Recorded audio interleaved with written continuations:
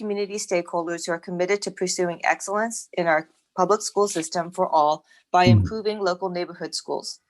Place NYC advocates for high quality, challenging education for every student in all New York City public schools by increasing the academic rigor of all school curricula and is one of the fastest growing parent-led advocacy groups. Before we get started, I would like to share our candidate selection process for tonight's forum. Questionnaires from both QPU and Place went out in early January to all candidates at that time. Candidates who best shared our advocacy were selected from the responses received, and we will note that not all candidates responded. And with that, we would like to welcome David Aronoff, Michael Canigliaro, Avi Cyperstein, Edwin Wong, and Dong Hui Zhang. I will now turn this over to Vito. Vito, take it away. Good evening, everybody. Welcome. I just want to share with you that tonight we are having a panel discussion. It's not a debate, so the boxing gloves can stay stashed away tonight. It's a chance for you to get to know our Place New York City and Queens Parents United constituents, and for our members to get to know you. We are recording this, and it will be on our YouTube channel and our other social media. We don't believe we'll have time for a closing statement tonight, so if our viewers out there would like to learn more about our guests, please check out their websites, which we will also link on our social media accounts. Also keep in mind that this year you can list up to 5 candidates on your ballot because this is the first year of ranked choice voting. So let's start. The candidate instructions, you're going to have 1 minute tonight to give an opening statement, but instead of a traditional opening statement about their campaign, we would like to ask each of you what your own K-12 education experience was like. We'll go David, Michael, Avi, Edwin, and Dong Wei. David, take it away. Okay, Vito, thank you. Good evening, everybody. My name is David Aronoff. My K-12 experience was great. I had a really good experience. I'm a proud public school graduate. I went to PS 117 in Briarwood, and from kindergarten to 6th grade. And middle school and high school, I went to Queens Gateway to Health Sciences Secondary School from 7th through 12th grade. I was a student leader in high school. I was the student body president in my senior year. I sat on the school leadership team. I also challenged the school administration in high school. We had a new principal. The principal failed to meet the needs of students, teachers, and parents. And I collaborated with the PTA president. And we formally complained to the DOE. Extracurriculars are being cut. There was cronyism left and right, and students were getting left behind. So I, have been in the DOE system on both sides. I have seen how policy has been created. COVID has exposed deep disparities within our education system, and our kids are getting left behind. And I'm very happy to be with you here tonight to answer your questions and share my views on education. Thank you, David. Michael? Good evening, everyone, and thank you for having this discussion tonight. I think it's great that we could all express our views. My name is Michael Canigliaro. I went to kindergarten at PS 90 in Richmond Hill, and then I went to Holy Child Jesus in Richmond Hill from grades 1 through 8, and then I graduated from Richmond Hill High School. My experience going to school and being in the neighborhood was great because I played ball in Holy Child. We had a CYO team. We had our practice over at Victory Field after school. If we had different projects and different work assignments, we all worked together. Everybody lived close by, which was a really great thing. And I learned that as I got older, the experiences I learned in grammar school and the traditions that we did learn made me who I am today. So I take those experiences and my own children today, and I teach them also what I learned. And I think that when you're younger, what you learn then follows you for the rest of your life. So anything that I learned younger, I bring into what I do today. And my experience from those years was just was a great one. And I hope I can bring my ideas into this discussion and one day into the city council. Thank you. Thank you, Michael. Avi, you're up. Okay, hi, thank you all. Thanks for hosting this tonight. Thanks for bringing us all together so we can learn about the issues and get to know each other. I went to elementary and middle school in Forest Hills on Thornton Place, a small little school over there, where I graduated as valedictorian. I was also the editor-in-chief of our school yearbook. I went to high school in Kew Gardens, where I graduated as the salutatorian, and where I was also the editor-in-chief of our school, our high school yearbook. I participated in full Regents and SAT programming. My father was elected to school board right here on District 28 many years ago. My mom has been a teacher for almost, I think, 2 decades, still a teacher today. And I also I look forward to getting to know the issues tonight. And I agree with Michael that the experiences that you go through when you're younger certainly reflect your actions for the future. And I'm very proud of the education that I received. I'm proud of my parents who have been pro-education my entire life. I've learned a lot from them, and I continue to learn from them every single day. Thanks for having us tonight. Right on time. Thank you very much. Edwin?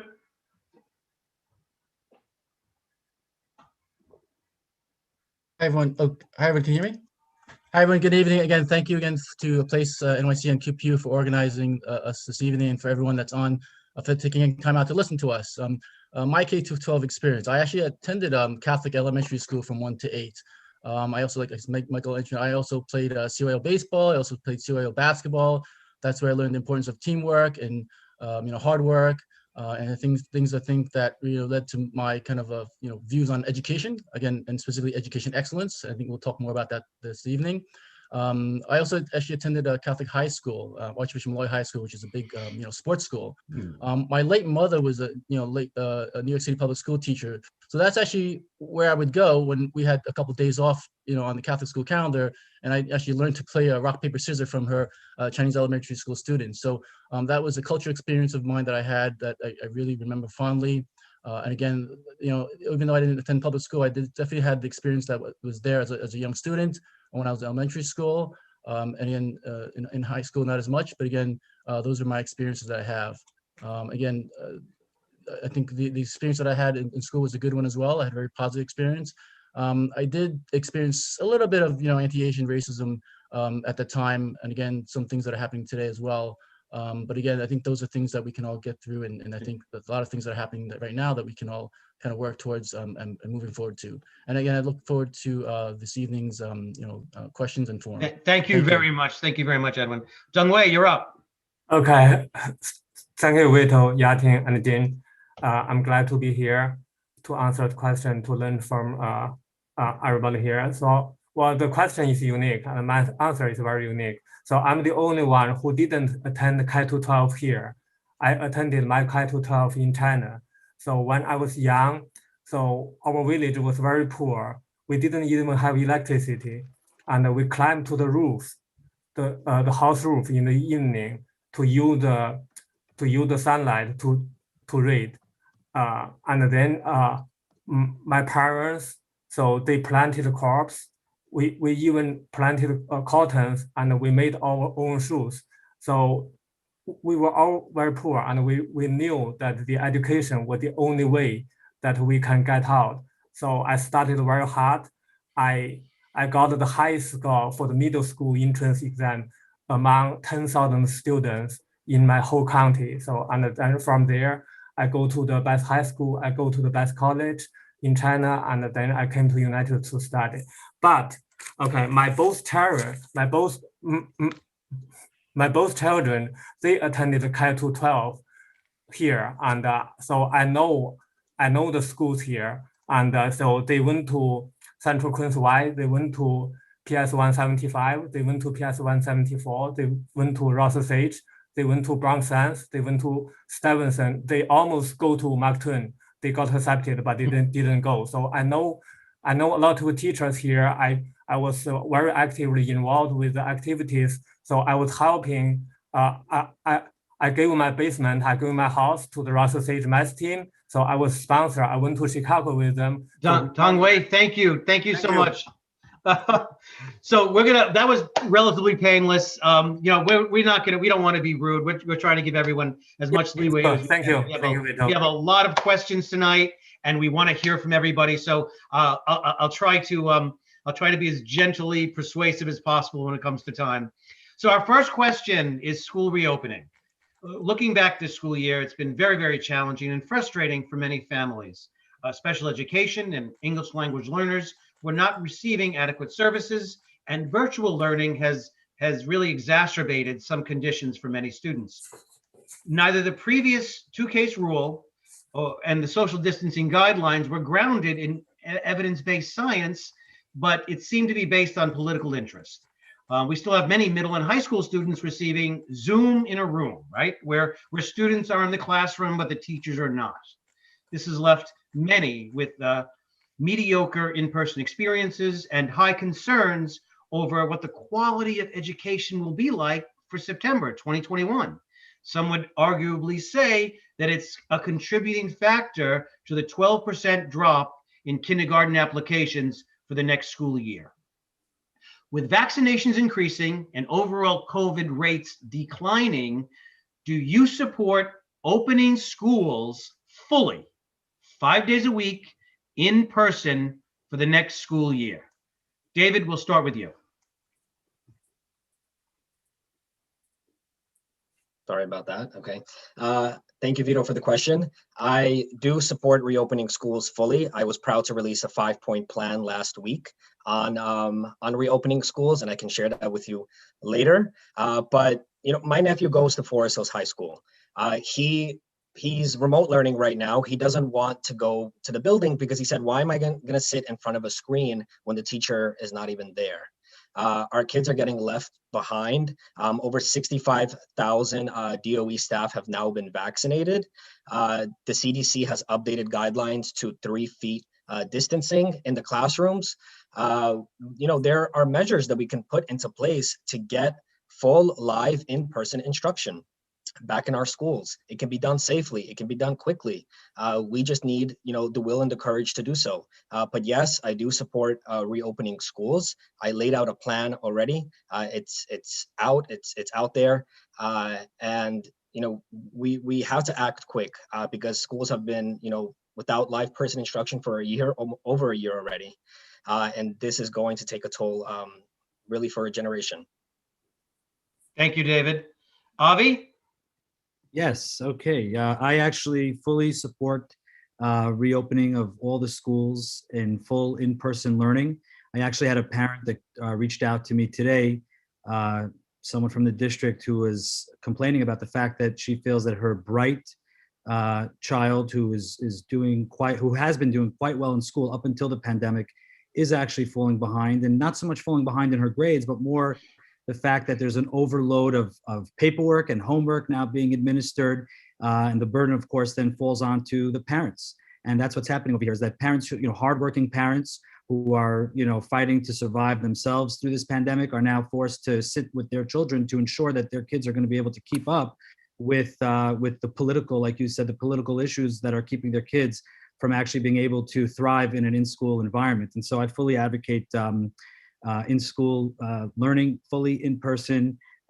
Like David said earlier, kids are falling behind, and I think it's very important that we get them back into classrooms as soon as possible. And additionally, like you mentioned, vaccines are being rolled out. As a first responder, I was actually able to get licensed as a vaccinator just yesterday, and I visited a few local clinics who are giving vaccines. I believe that we'll be able to get every teacher vaccinated within a couple of weeks at the rate that we're going. Every student can get vaccinated. They've brought the program to 16 and up. I don't see any issue with getting every kid and every teacher back to class as soon as possible. Thank you. Michael? Yes, I too believe that schools should be fully reopened. And here's the thing.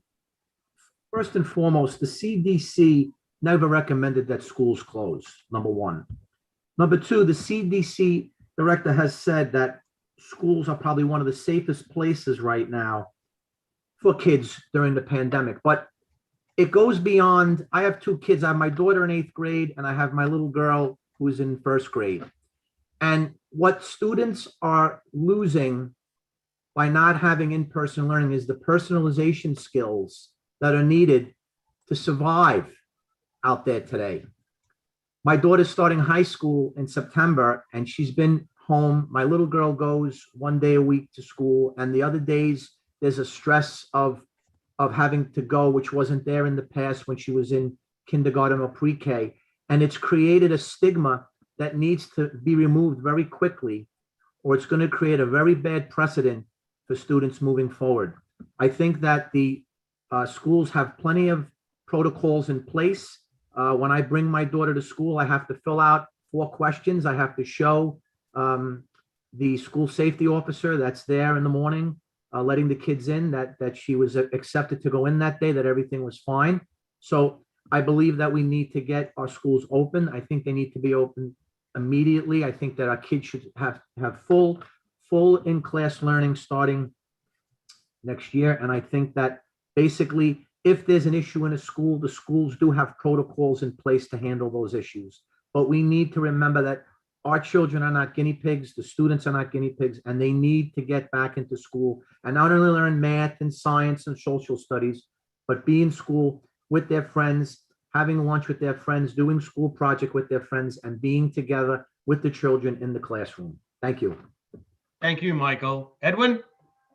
Hi, everyone. Yes, I also do support full school reopening. I think, as others have mentioned, that everyone is in the process of getting vaccinated, especially the teachers. I think also we have to make sure the kids that are in high school who are over 16 also get vaccinated.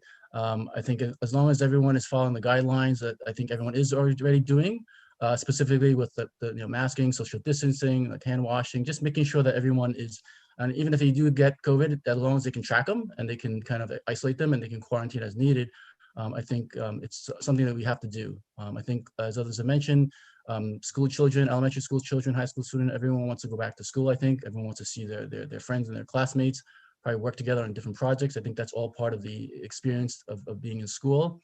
And again, I think we just have to just move forward with the ongoing testing, make sure everyone gets vaccinated.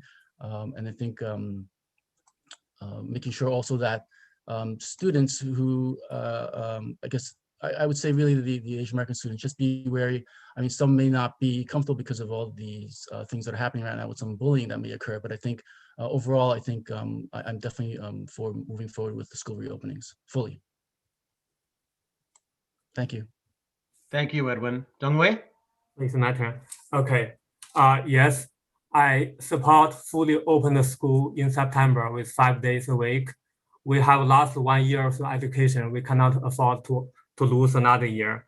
And also, I have attended at least 3 rallies, to demand the school opening for the past few months, and I spoke on those rallies.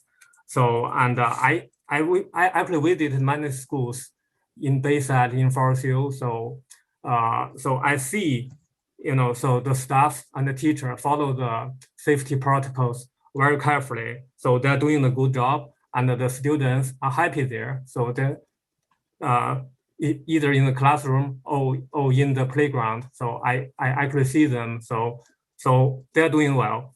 And beyond that, so we have observed many issues, for the remote learning. So the younger case, so initially they cannot get, a lot of them have the connection issues, and even their parents, some of their parents cannot help them. So technical issues.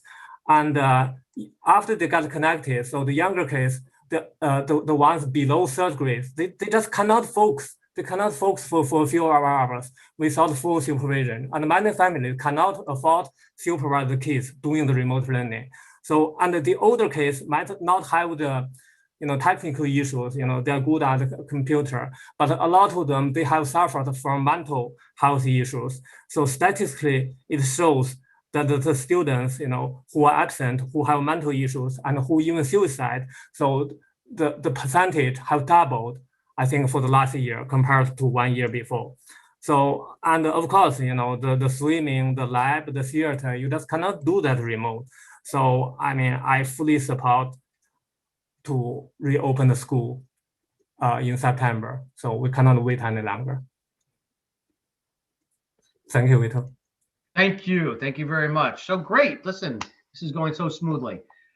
So our next question is about the diversity plan. So the DOE began a rollout for a diversity plan for school district 28 in 2019. One of the objectives was to have the racial composition of every middle school in the district match the overall district using the District 15 model, which incidentally has resulted in a 7% drop in District 15 enrollment. And the only way that this could be accomplished in District 28 is by dezoning middle schools and then implementing a controlled choice plan and forced transit where children as young as 10 years old would be expected to commute 70 minutes or more in each direction on a combination of public transportation using both the subway and the bus. What are your thoughts on instituting diversity plans with admissions quotas for race and income against the backdrop of communities who desire to have more resources and access to quality education at their local zone schools? I think this time we'll start with Zhang Wei. Hi, Vito. Okay, for the diversity plan, so I was actually one of the partner leaders who was actively engaged with WXY, with our surrounding elected officials who was working side by side with Queen's Parents United. So, and we were very proud that, our joint effort had effectively postponed the plan for at least 2 years. So we were proud for that.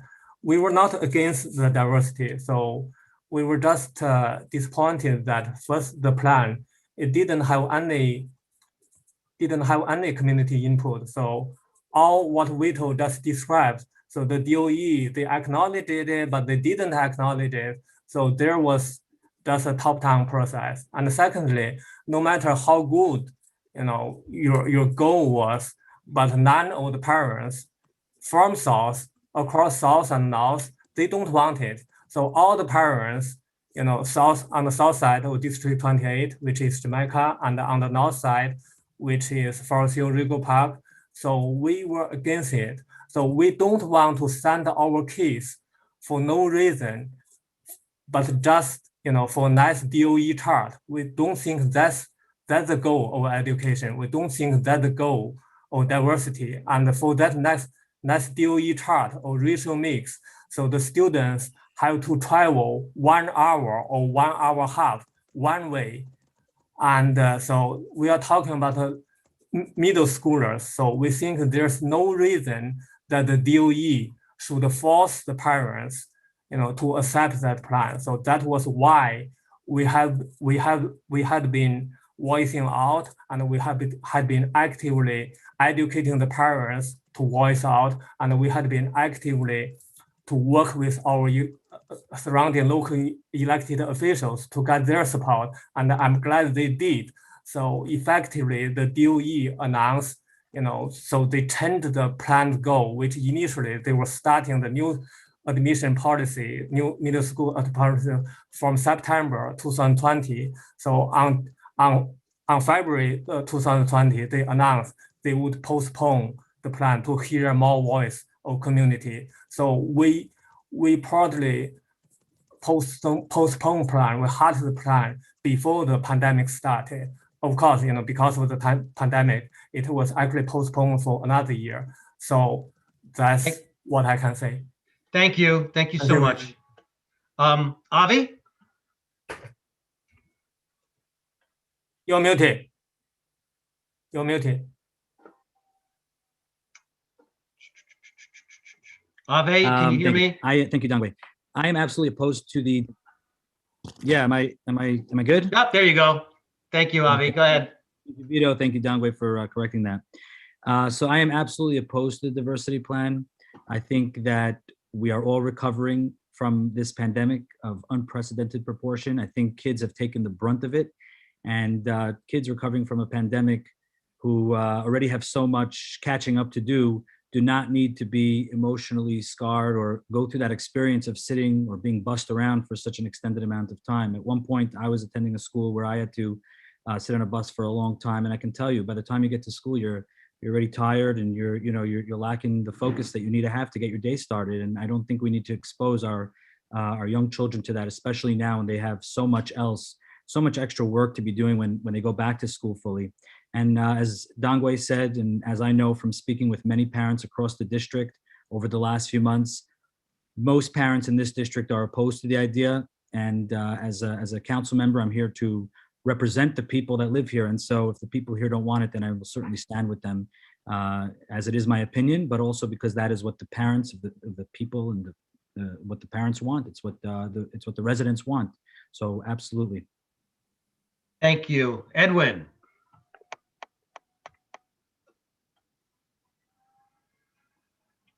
Hi, can you hear me? Sorry. Again, I think as others have mentioned that no one's against diversity. I think it's just that the actual diversity plan that was proposed was just not transparent enough. I don't think that they gave parents and the community the ability to give feedback. They didn't even include the CEC. I think that was just something that just was not right. They didn't even include an Asian parent, Asian American parent. They didn't include a Jewish American parent as well. So again, there was no representation from specific groups. And I think that's really important that everyone needs to be represented. I actually, in fact, was able to get our Forest Hills Asian Association onto the committee so that if we needed to speak out against something that we could. Otherwise, they can just rubber stamp it and move it forward and say that no one opposed anything. So I wanted to make sure that there was at least some voice for those who may or may not be just for everything they were doing, so that we can at least, again, put something on record that we were against it. So again, I think we need to improve the schools. I think, as others have mentioned, we don't want to be sending young school children on trains or buses for over an hour to get to school into an area that they're not familiar with. I think school children need to be in an environment that they are familiar with. I think that helps with learning. Again, just totally against the idea of just taking students just to meet some kind of a Department of Education initiative. I think the thing that I'm looking forward to doing is, again, everyone deserves a quality education. So I've actually proposed something called the Blue Ribbon Project. And the Blue Ribbon Project is an initiative to make sure we have at least one Blue Ribbon school in all the different school districts. I think that helps improve the quality of education in that specific school in that area. And I think it improves the opportunities for the school children there as well. So again, those are my thoughts on this diversity plan. Thank you. Great, thank you. David? Yeah, thank you, Vito. I remember in 2019 when WXY was first introduced to the community. I think WXY completely botched the rollout of community feedback. I come from the Baharian Jewish community, and in their working group, there was no representative from the Baharian community, even though we have tens of thousands of people who live in this district from that community. So you talk about including everybody. You already started off the process on a bad note. I think diversity is important, but I don't think that we should be forced or to force students to travel. People should have the opportunity to go to school in their local neighborhood, to their local school, and we really need to focus on what the issue is here, and that's a lack of funding for schools, and it's really improving failing schools. We need to build more schools. Part of my platform is building a new middle school in Council District 29. And there for the District 28 diversity plan, there is currently no plan because it was restarted. But I don't agree with forced transit. We really need to improve local schools and put funding in schools that are currently lacking and increase opportunity and access for all students. Thank you very much. And finally, Michael. So thank you. One of the things that's common in all the answers tonight is with regard to a diversity plan, which I am against. And the reason I am against it is because, again, children are being used as guinea pigs to be sent out now to different areas, to different schools. The question is, if you have a diversity plan, you'd want the child to assimilate into the community where they're going to school. Well, how can they do that if they come from an area further out from where the school is, and there's a project to do after school, or they want to get together with friends after school, or they want to do things within the school community, maybe even join a sports team, as I said earlier with my own experience. And again, one thing about being an elected official or working with ideas is transparency. And when a community does not have the ability to have their input, and David said this, 15,000 people in the Baharian community, where was their input? How come their opinions weren't heard? Avi said it, Donzi said it, Edwin said it. People have to have the ability, who live in the community, that people want to make decisions for, to say, hey, wait a minute. We're not necessarily saying we're against it, but can we come up with ideas that may make it work? But forcing it down parents' throats, forcing it down children's throats who just finished now remote learning, as I said earlier, and the ability for people to now get back into the social aspect of going to school, to now turn around for someone who just spent the last year on Zoom, now having to go on a bus, ride 40 minutes, get to school, not know really anybody in the area, then leave the school because they can't do something after school because they have to get home on time. What if they're late? Do they get home on time? Do they have time to do their homework? Are they even interested anymore? And you're creating a recipe for disaster. So when you come up with ideas, especially at this magnitude, you cannot just say, hey, this is what's going to happen starting when.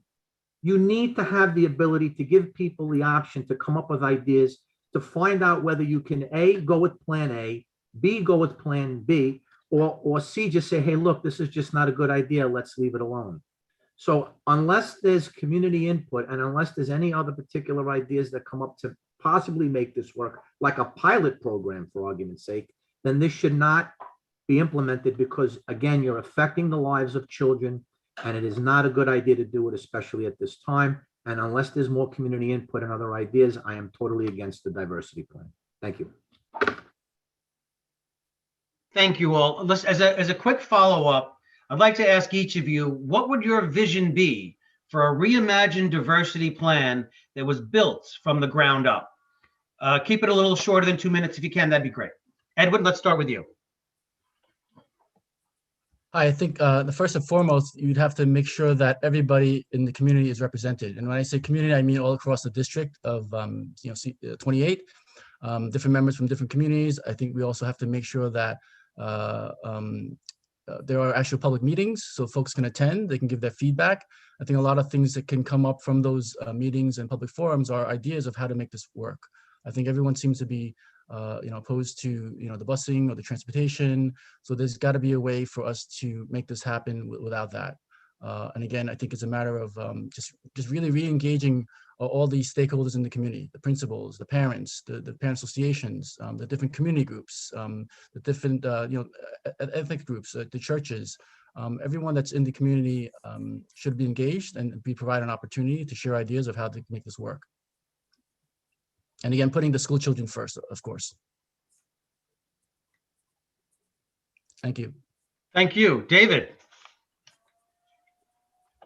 Thank you. I think where this really starts is, providing excellent early childhood education, helping students really from the ground up. A lot of new proposals, when they're brought to the forefront, they receive a lot of, community or opposition in general because a lack of community feedback. It's a big problem. I think that we need to involve all stakeholders, like Edwin said. We need to involve students. We need to involve student leaders. We need to involve teachers. We need to involve parents. We need to involve principals, administrators of schools, maybe even paraprofessionals. But there needs to be, multiple town halls. They need to be in every single part of the district. They need to be available and have access to different languages. Language access is very, very important. Too often materials and communication from the city is not made accessible to all. We saw this in the early days of the pandemic where communities were completely left behind in an emergency. And if we can't get our act together in an emergency, that says a lot, right? You're not prioritizing everybody. We need to include the entire community. So for any plan, for anything to move forward, everybody has to be included, different voices, different stakeholders, different perspectives, and then we'll go from there. But the forefront should be everybody's voice, not one voice over the other. Thank you so much. Dongwei, you're up. Hi, Vito. Okay. For the diversity plan, I agree with what everybody has said. So first, it must have enough community input. So the way that the initial working group was selected and was how they were working, they were having secret meetings. They were just appointed, by the DOE puppet WXY. So that was not acceptable. So we have to have a very representative working group. And secondly, so I think the most basic reason was that the southern schools in District 28 was underperforming. The Jamaica schools were underperforming. So the number one emphasis is should be fix the underperforming schools. So yes, students do travel. I mean, even the middle schoolers, the high schoolers, even the elementary students do travel. Yeah, they travel to NYC, they travel to Mark Twain, they travel to Stevenson. But that's we're talking about specialized high school, and here we are talking about the local zoning school. So those schools, if they are underperforming, they have to be fixed first. And thirdly, so we were actually, very actively talking to the WXY representative at that time. So even if I'm not an official working group member, so we propose to build a school in the middle of this District 28 to make it perform well, and make it to admit all the District 28 students, without zoning, without mixed school zoning. So if that school is very well established, is very well performing, so I think that school will have more representation, of the ethnic profile in the entire district. And lastly, so we were even talking about to create some exchange program between the southern school students and the northern school students, say once a week. So we proposed a lot of ideas, but I don't know where they ended. Thank you. Thank you, Dong-Wei. Michael? So again, I'm a member of CC 24, and one thing I do when there's issues that come up, I meet with the principals in the liaison schools that I represent, and I get the input from the people who are actually in the schools, the principals, the assistant principals. I've been making appointments to meet with members of the PTA, to meet with parents.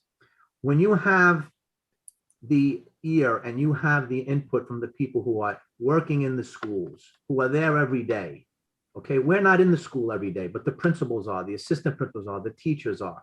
And when it comes to implementing ideas in the community, again, what you need to do is you have to have the ability to have all those people at each, either in one forum, in a town hall, or at each school where these ideas are being brought up, and let them have the ability to explain the pros and the cons of the idea, so that people can get an idea from the outside in and then from the inside as well, so that you can get a blueprint of what's going on in the school and what would happen if something like a diversity plan were implemented, and how it would affect enrollment, how it would affect the overall classroom experience, how it would affect the comings and goings of students as far as lateness goes, as far as after school projects and things like that go. But again, I also think that when it comes to issues of this nature with transparency, I think if you have a pilot program where you even can come up with an idea, and I'm just floating this out there as an example of a vote, where people would say, how many people are for this idea? How many people are not for this idea? And give the people the ability to say, this is what we think. The same way people are going to be voting for somebody, one of us here, to become the next city council president. They're not just going to hear us talk and then say, okay, what do we think? And all of a sudden, one of us just becomes the next city council. It goes to a vote. But the point is that we need to have the ability to give people their input who are in the game. And I think that will help get a lot of these questions answered in a more effective way. Thank you. Thank you, Michael. Ave. Hey, all right. So like everyone here has said earlier, I believe that everyone should have a voice. When you think of the word reimagine, I would imagine that our goal is to make things better. At the same time, people move to our beautiful community because it's a great community to live in, but also because we offer great education. So there are people that choose to live here for the sake of the education, for the sake of their children. And so school children have to come first, and with full representation from their parents. As a nonprofit leader, we often want to make our organization better. I have 100 volunteers that look up to me and 3 other leaders for guidance. And we're often making decisions that affect the way the organization runs. It's a 24-hour operation. We have volunteers available around the clock. And when we want to implement change or reimagine or do things that I might think are better, we bring everyone to the table, because at the end of the day, everyone who's participating should have a voice. When elected to city council, the job that I will have is to represent the people who live there, who live here, and their voice should come first.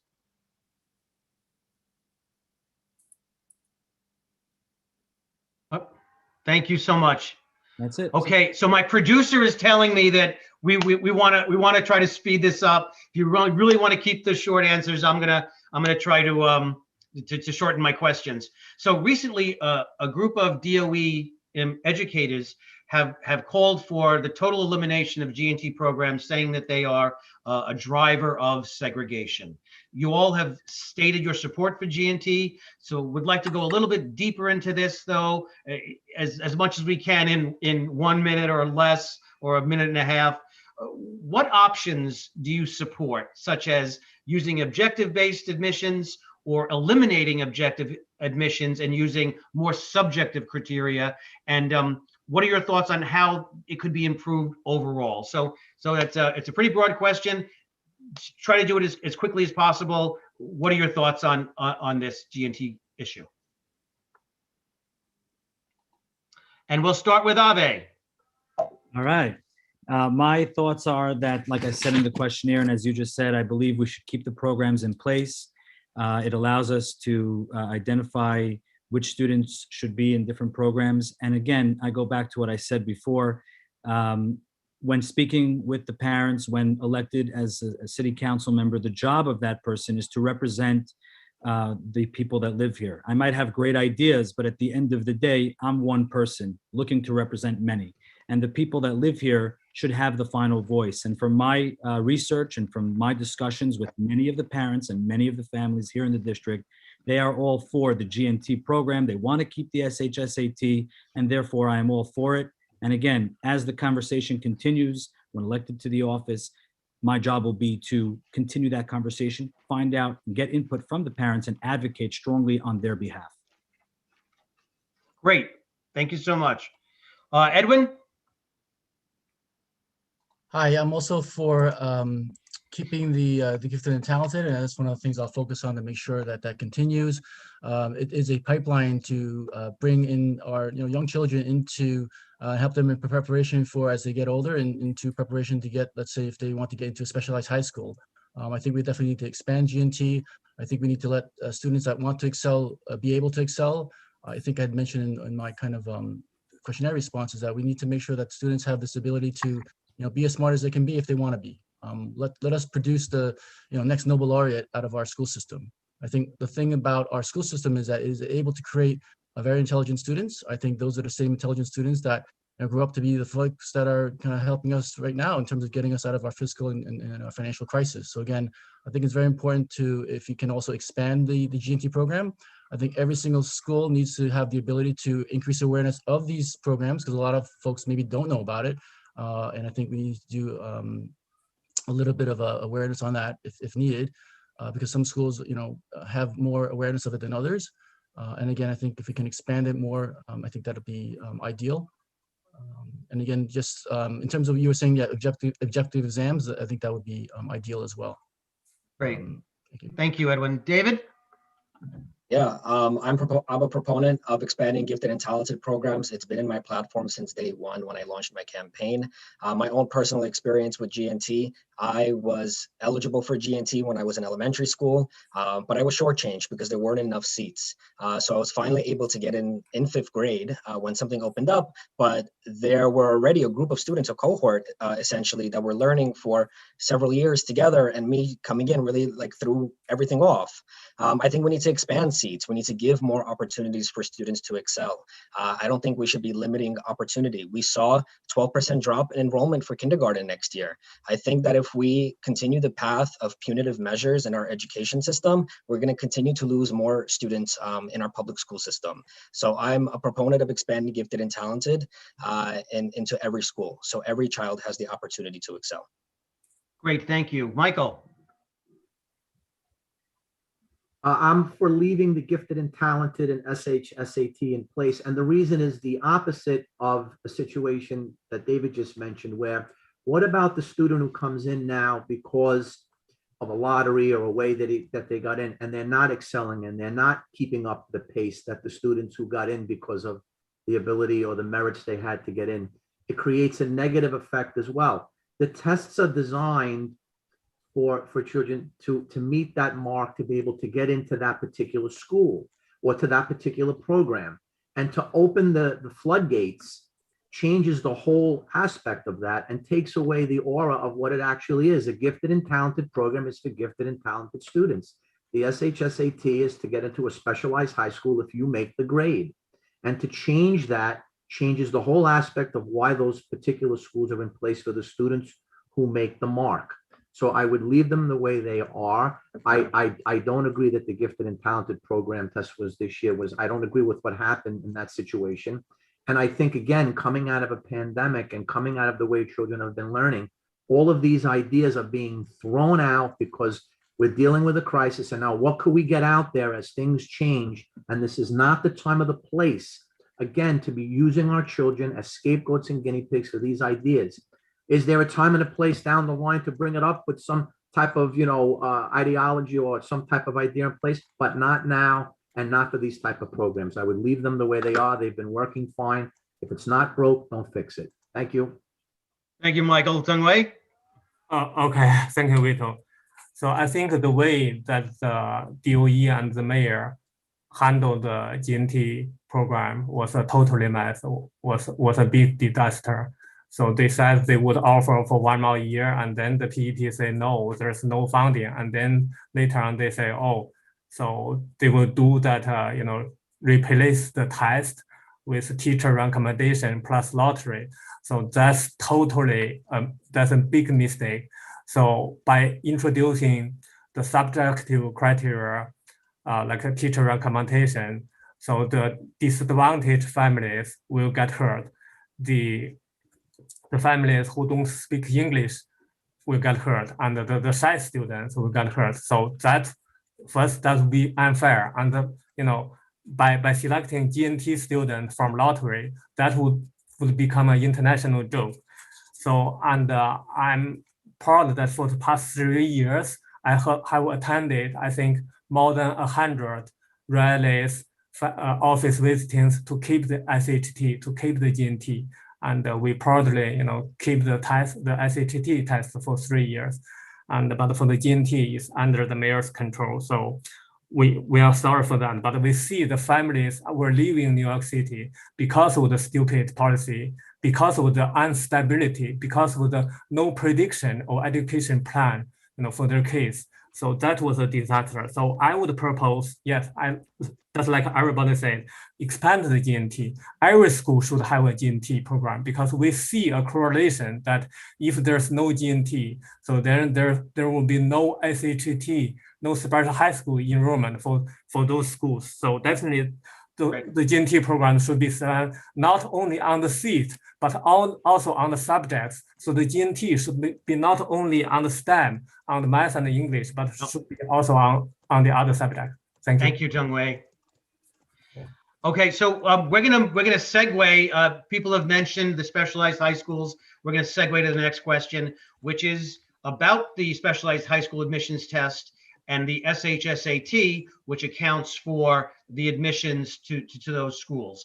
Right now, the HEC Calandra indicates that these schools have as the sole criteria the SHSAT, but we'd like to hear your thoughts about some of the proposals out there that have keeping the SHSAT versus having it as just one of several metrics. So specifically, do you support keeping the HEC Calandra as it is or repealing it by modifying it some way? And what do you think that would be like? David, take it away.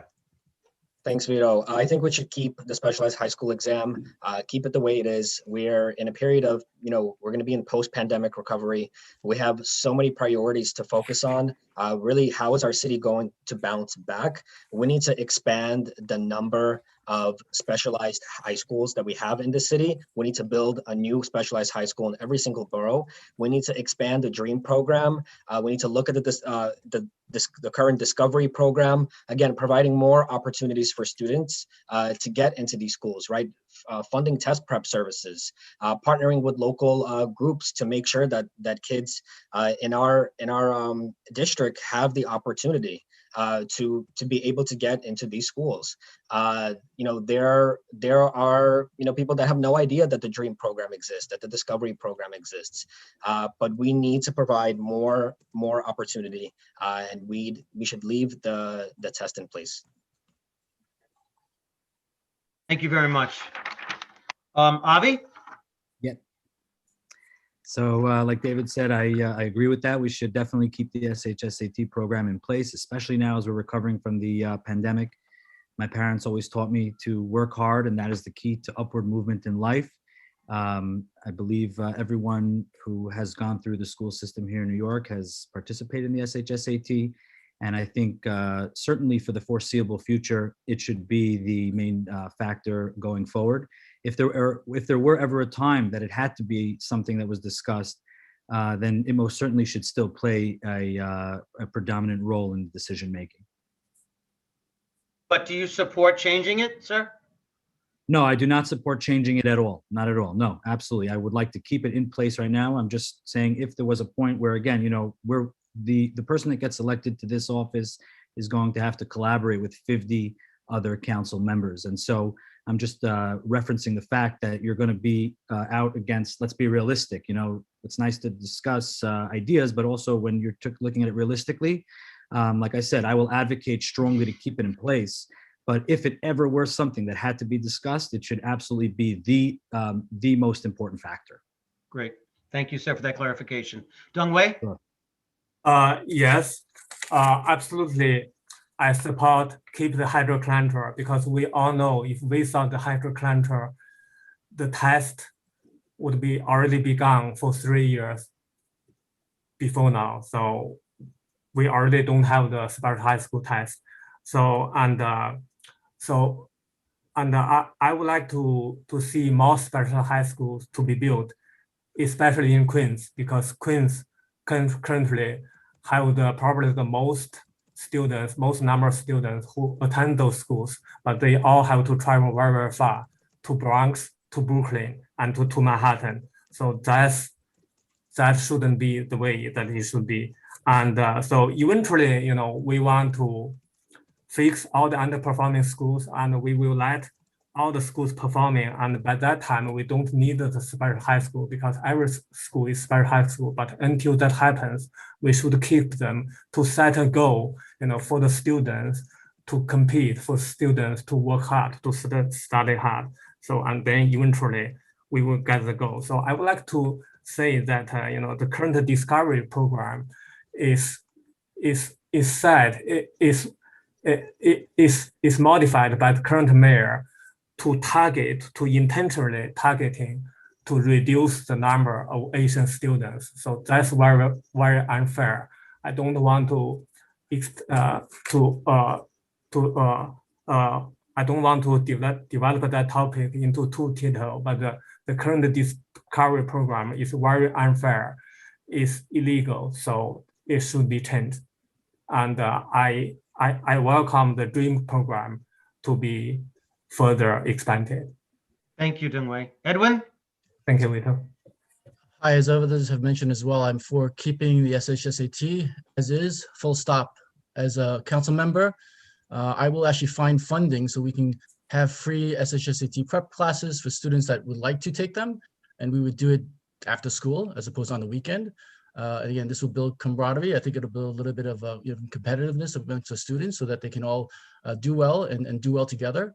And I think the more important thing is also trying to focus on increasing awareness of the availability of the exam. Just many students and many parents aren't aware of it. So I think we need to make sure that every single student and every single parent is made aware of the actual exam that's available for them and the resources if needed to help them study and to help them even find tutors that could be the volunteer or paid tutors to help them do well in the exam.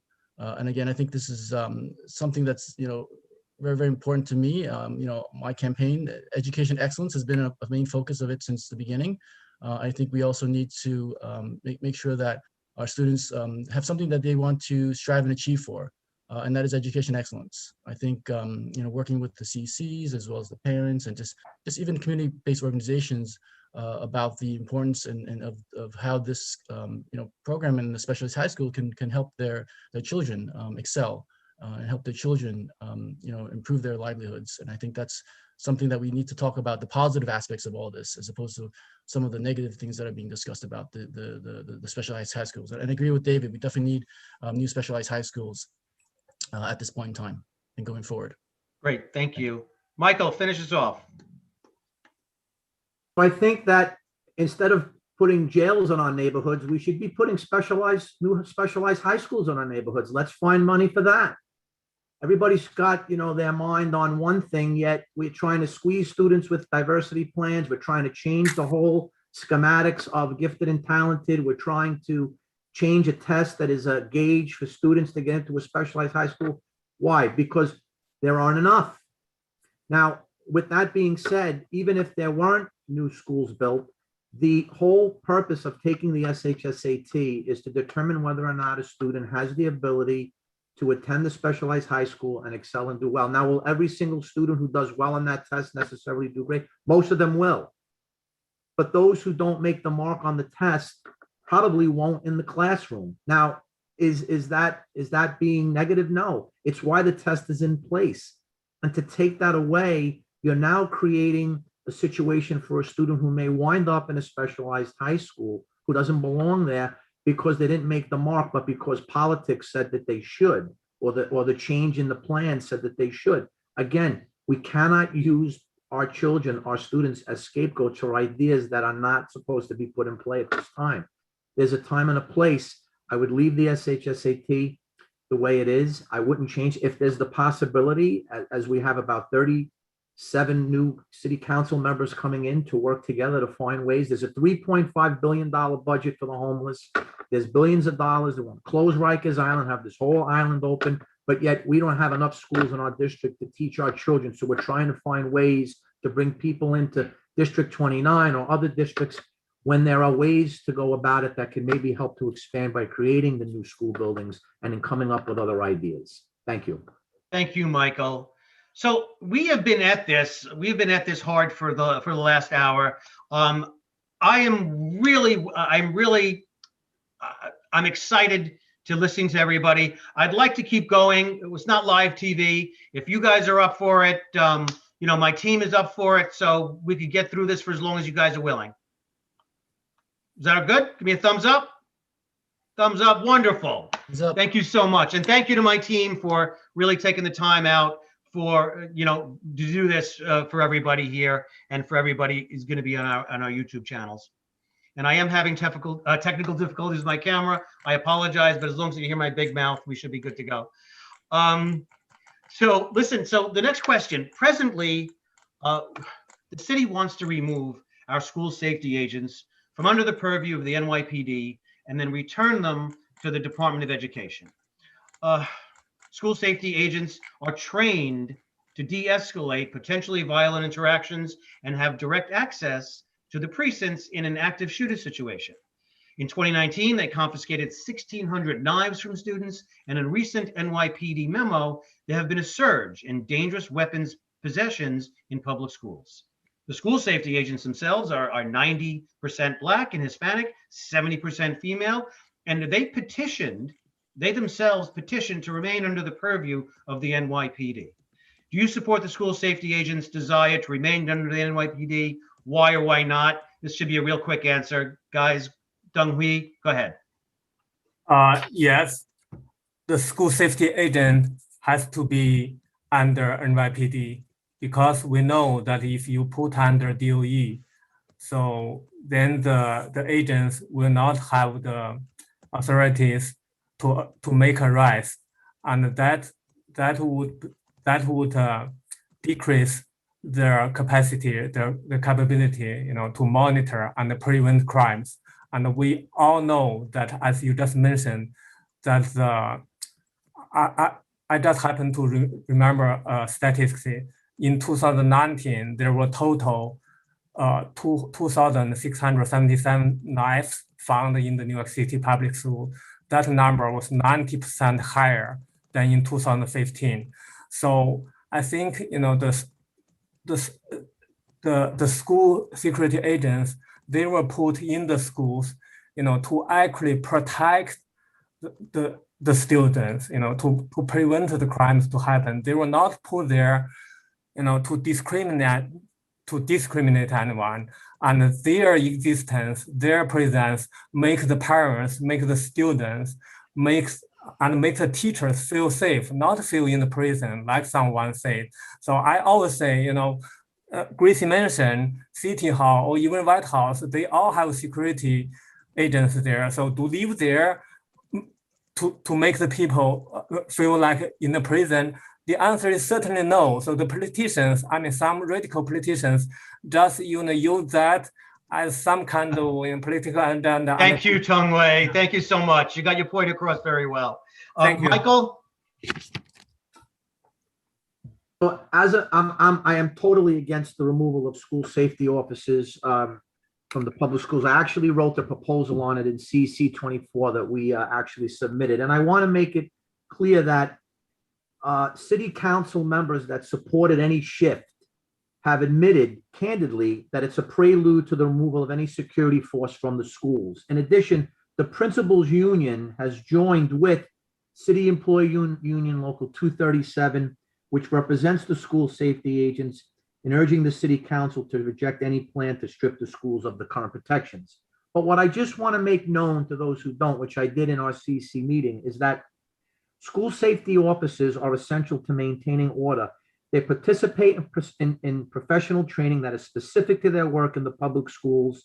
They secure the building and entrances and exits. They guarantee the safe and orderly arrival of our students, both to and from schools.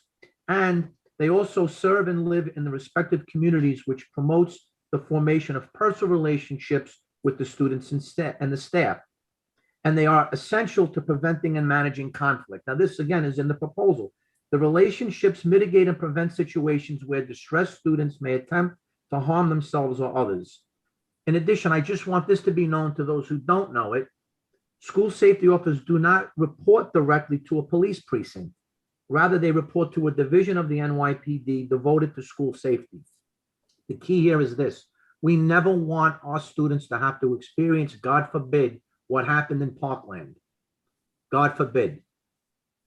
And we need to make sure that we have the proper people in place protecting our students. Again, we cannot put our students and our children at risk because of political ideologies or political situations which certain members of the city council feel don't fit into their necessary category. Completely against removing the school safety officers from our public schools. Thank you very much. Thank you, Michael. Edwin.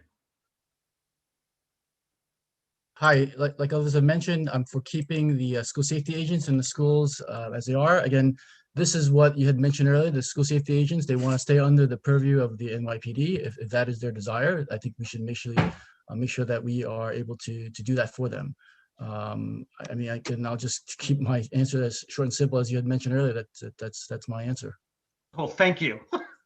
Right? That helps me out. Thank you. Yeah. Avi, I'm sorry. Can you hear me? Yeah, good. Yeah, you go, buddy. Okay, yeah, it should definitely remain the way that it is. There's already too much politics in the DOE as it is. And let's be real, we don't want violence in our schools. And I can tell you as a first responder to medical emergencies, I don't ever expect or want to have to call the NYPD, but I've been on scenes where I responded to save a life, but had to call the NYPD to come and save me. So let's keep them in the schools. The lives of our children depend on it. Thank you. David, you want to finish it? Yep, I fully support keeping school safety agents within the NYPD. The whole police-free schools movement, it doesn't really make sense because school safety agents are not police officers. They don't carry guns or weapons. They don't use body cameras. They are specially trained to their work and, for public schools. Like you said, a majority of them are people of color, 70% are women. They also, majority of them live in the 5 boroughs and they look like their community. They also build personal relationships with the students and staff. I went to a public school. I went to a school that was majority Black and brown students, and the students would confide in school safety officers. They would, talk about family problems. They would talk about problems at school. There was never any tension there. So I fully support keeping school safety agents. departments within the police department, because transferring them to the DOE is just a budget move. It doesn't, it doesn't, what it does, it would make schools less safe. But I support keeping them. Thank you, David. Okay, so moving along, the following questions were submitted by attendees. They're not directly related to education, but as you all know, education is always tangential to really to any topic. So right now we have a survey that says 73% of riders who haven't returned to the subway system, to the MTA, are very concerned about crime and harassment, especially in the subway. I mean, this concern was a reason why some high school students cited for not opting back into in-person learning, because it would mean that they had to get onto the subway and they weren't comfortable doing so. With this increase of crime and disorder, especially in and around subway stations, what do you think are the best ways to address quality of life concerns, specifically in the subway, but also in general? Ave, you're up. Okay, thank you. So as a pro-safety and security candidate, I believe that safety comes above all. Everyone in this neighborhood should feel comfortable walking in and out of their homes, walking the streets, taking the subways, taking the buses. The homeless in the subway is a problem, and therefore we should address it. We should address it as a mental health issue, but that should not come in the way of safety and security. Safety and security above all. It's what I've been talking about. It's what I will continue talking about. It's what I will advocate heavily for when in the city council. Thank you. Dongwei? Well, I think the reason that why the subway was not safe anymore was seeing so many incidents, was seeing so many attacks, was because of three reasons. So the first is the defunding NYPD. So NYPD, their budget got cut by 1/6 and their head count reduced. I personally talked to a police officer locally, and he said, basically, before they could deploy 4 police officers, in one exit each in one subway stations. Now they just don't have the resources, so they don't have the head count. And secondly, is the no cash bail justice reform that was approved by the state level starting from 1 year ago. So I mean, a lot of people just committed a crime, they got arrested, and then they were released. So the game was repeated and repeated. So then it was not only releasing more dangerous people into the subway station, into the street, but it was also kind of encouraging, releasing signal that to attacking people, you don't have to have any serious consequence. So that's encouraging crime. So, and thirdly, the pre-release or Southern or Rikers Islands inmates. So, I mean, all contributed to the surge of crime. So, I think I'm the candidate who have been advocating public safety more than any candidate. Well, I mean, so I have attended many supporting NYPD rallies, and we personally delivered equipment, deliver food to the NYPD staffs during the pandemic, during when the entire nation was in chaos. So I think the eventual cure would be support our police and bring back law and order so that we can restore the safety and justice to our city. Thank you, Dongwei. David? Yeah, thank you for that. On the campaign trail, one of the most often topics brought up is public safety. People are concerned about rising crime, and if we're going to reopen our city, we need to address it, right? Because if people don't feel safe going anywhere, our city's not going to bounce back. We need to increase the number of transit officers in our subways.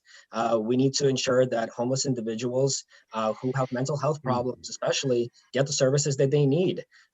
We need more MTA attendants. My mom works at Elmhurst Hospital. She takes the subway. You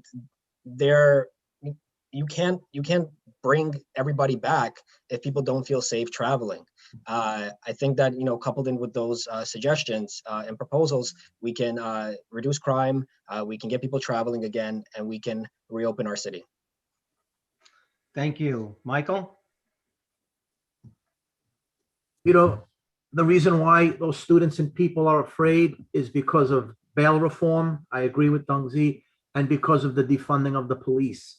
We can't have our cake and eat it too. A lot of people who ride the trains are voters, but a lot of those people who ride the trains are also on the bandwagon of defunding the police. Yet when there's a problem, who's the first person you need to call when you have an issue in the subway or on the street? You want to have a police officer there to help resolve the situation or keep you safe. So we can't defund the police department and then want to put more officers in the subway. Where are you going to find the money? You've already taken $1 billion out of the budget. And even if you move it here and you move it there, we need to support the people who help keep our city safe. That is our police officers. Those are the school safety officers in the schools.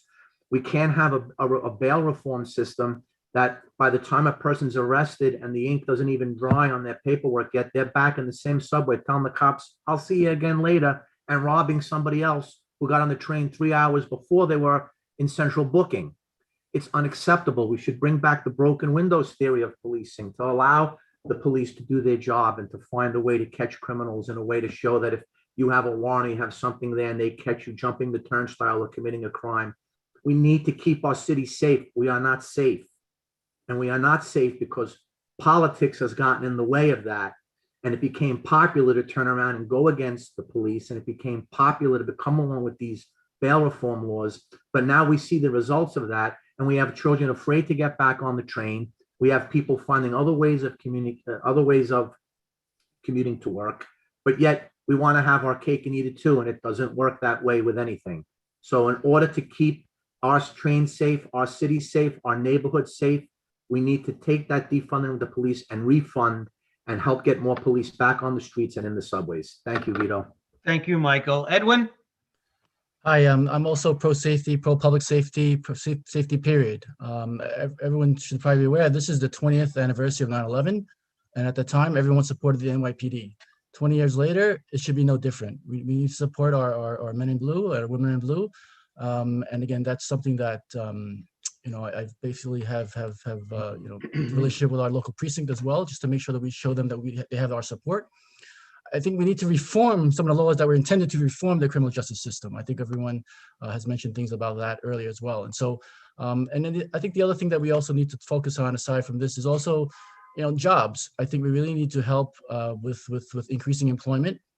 I think unfortunately some folks, turn to crime as a way to supplement income. And I think if we can help folks find jobs, I think that will help reduce unemployment. I think it'll improve, safety and improve public safety. I think it'll improve some of the homelessness as well.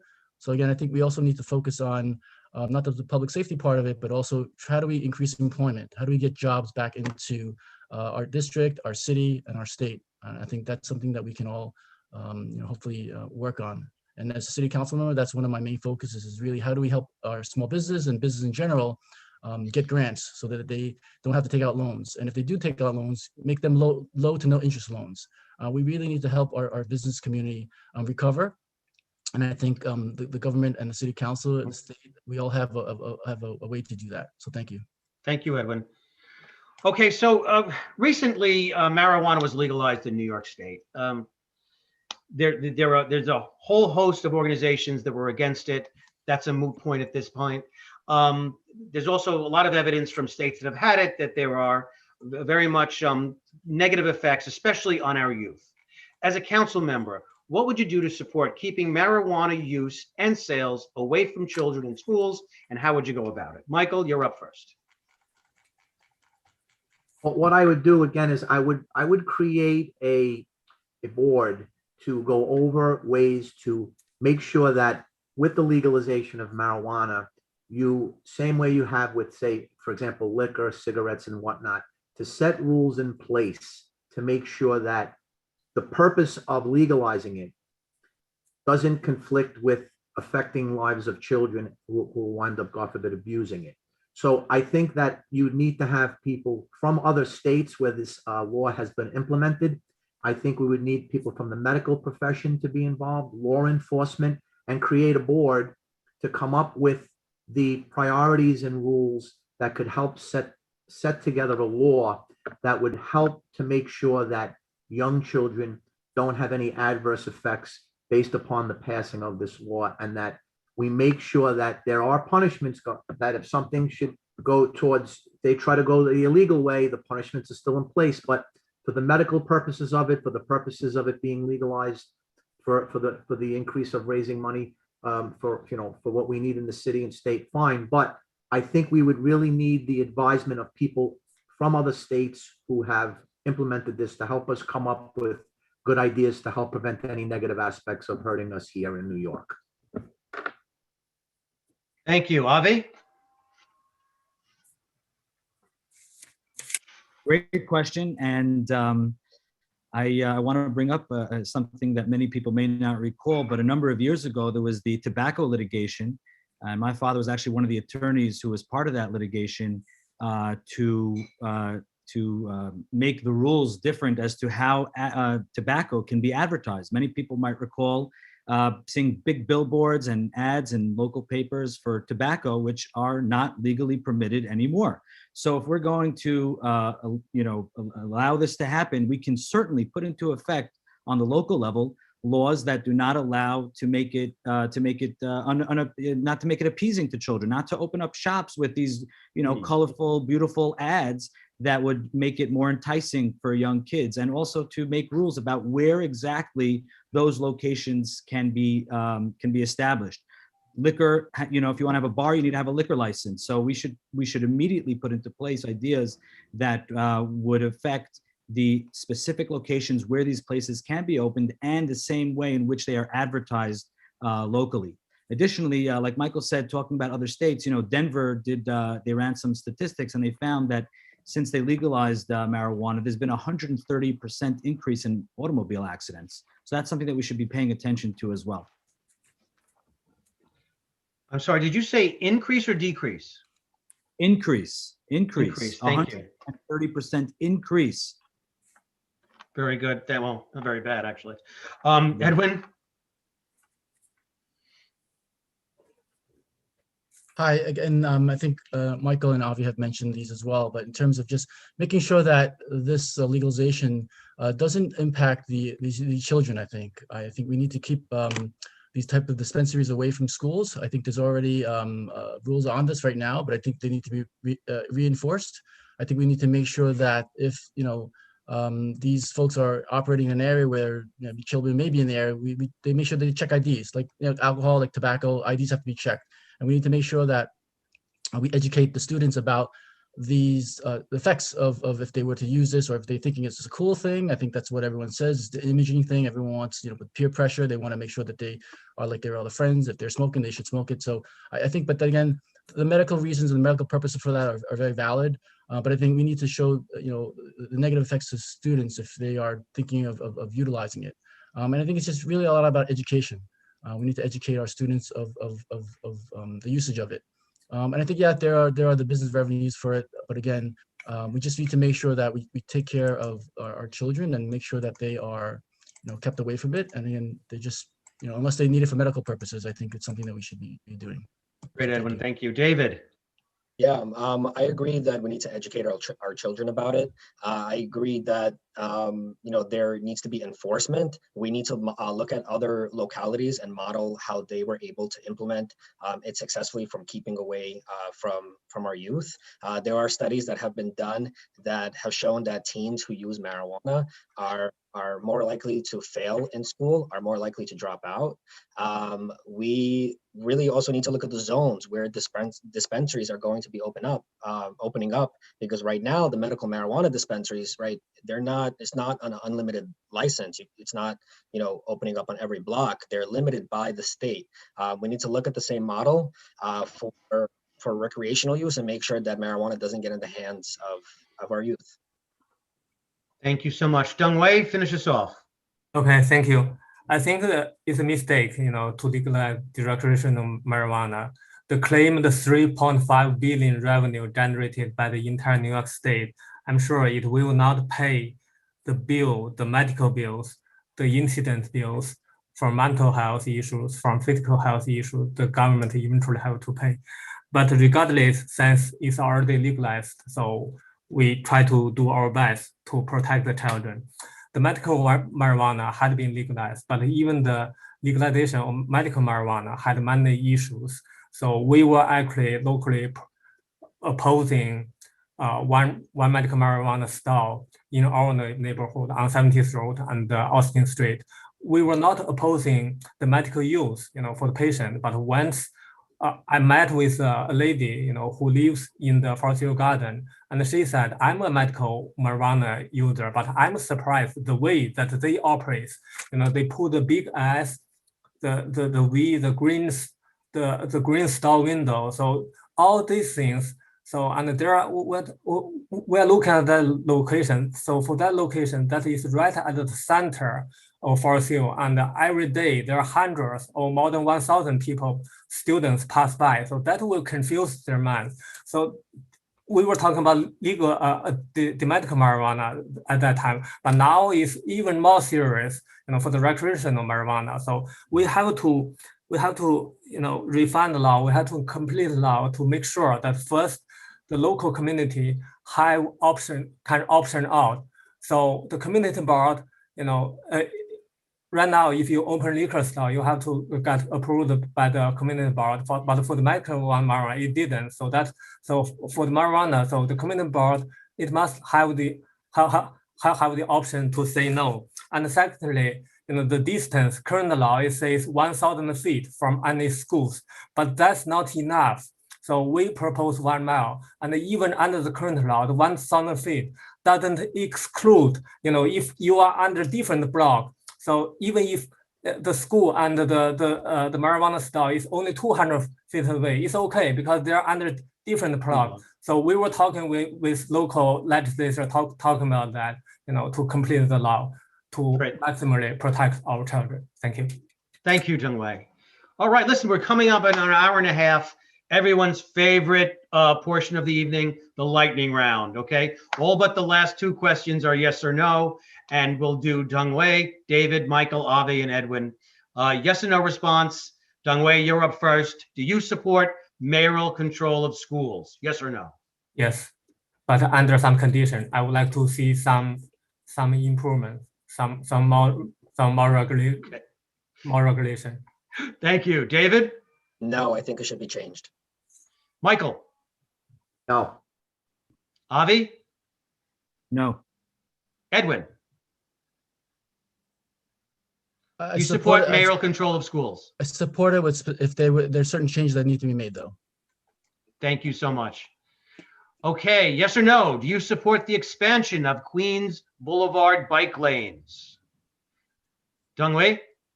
Well, for this year, no. I mean, I support the backline, city has to have that, but now there are so many oppositions, so we have to listen all the stakeholders and make an optimal plan. Thank so you, now, David. There's not enough community input. Thank you, David. Not in their current form. Michael? No. Thank you. Avi? More need for community input. Thank you. Edwin? And not at this time. We need to focus on business and getting jobs back and getting people employed. Yes. Thank you very much. A PTA question. Should funds from PTAs be shared with other schools in the district? Yes or no? Dongwei? No. Go first. No. Thank you. David? No. Michael? No. Avi? No. Edwin? Nope. Thank you. That was quick. Do you support the community-based jail in Kew Gardens and the closure of Rikers Island? No. Right? No, the records, it has to be open, and no community jail in Kew Garden, no community jail in anywhere. Okay, we got it. Thank you. David? No. Michael? No. Avi? No.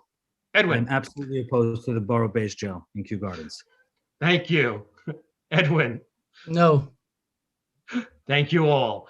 Okay, last yes or no. Do you support keeping the Regents exam as a criteria for high school graduation? Yes, absolutely. Thank you, Dongwei. David? Thank you. Yes. And I remember Michael? taking my Regents exams. Yes, yes. Thank you, Michael. Avi? Yes, I actually enjoyed taking my Regents exams. Edwin? Yes. Thank you all. Okay, so now the next two is an either or, pick A or B. Do you support the Queensway project or reviving the existing rail link for additional transportation? Dongwei, Yes. which one? Queensway project or making it transportation again? Well, Queensway project. Queensway project, that's the, for anybody who doesn't know, that's converting the rail line into some kind of a high line type thing, park, right? It's either that or we're going to try to make more transportation to try to increase the options for Yeah, our I understand. I think Queensway project is a good idea, but if No, that's fine. I just wanted the audience to know. but if all the community want to convert to the railway, I'm okay for that as well. Thank you. Thank you, Dongwei. I'm sorry, David, what do you think? I support the Queensway. It's in my platform. It's too expensive to put the Rockaway beach line to reactivate it. The city currently owns the land for where, the site. It would cost billions of dollars to reactivate. There was a study done. It's not feasible. I support the Queensway. We need more open space and park space in our communities. Okay, great. Thank you. Michael? The Queensway, because we don't want to ruin the ballpark on Fleet Street. We don't want people having trains passing through their backyards. Years ago, when that train was up and running, it was about over 50 years ago. Times are different, so the Queensway is the best way. Great. Thank you. Avi? I'm currently in support of the Queensway based on my numerous conversations with people who live in that area, and that's what they want. Great. Thank you. Edwin? I support the Queensway 100%. And if anyone's interested, they are actually doing some cleanups this weekend. They actually did one last weekend. They'll be doing some more cleanups. So if anyone's interested, let me know. Okay, thank you. All right, look, we've saved the most important question for last. Our viewers are burning to know the answer to this question. It's A or B. Okay, gentlemen, did you bring your lunch to school or did you eat cafeteria food? Dongwei, you're up. Say the question, did I bring my lunch to Did you school? bring your lunch when you were in school or did you eat cafeteria food? Did you brown bag it or cafeteria? Elementary or high school? You choose. Well, I mean, we at that time, I was like 30 miles away from home, so I cannot bring my own lunch. So I have to eat in the school standing hall. Yeah, but I prepare lunch bags for my children. Thank you. Thank you. Dave? School lunch, and I especially look forward to those holiday themed lunches. Great, great. Thank you. Michael? I brought my lunch in my New York Yankee lunchbox. Avi? Elementary and middle school, my mother made the best sandwiches. And high school, actually, I lived far or close enough to be able to walk home. So I actually did cafeteria and mom homemade lunch. Okay, Edwin, what's the verdict? For high school, I'll say I actually I made my own lunch. We made my own sandwiches. I finally remember making sandwiches in the evening for the next day. And once in a while, we'll treat ourselves and have the school lunch. I think it was a Friday. They had some special lunches. So made my own lunch. And then if certain days, we'll do lunch at the school. Great, thank you so much. Okay, everyone. Geez, you were all troopers. Thank you so much for everything.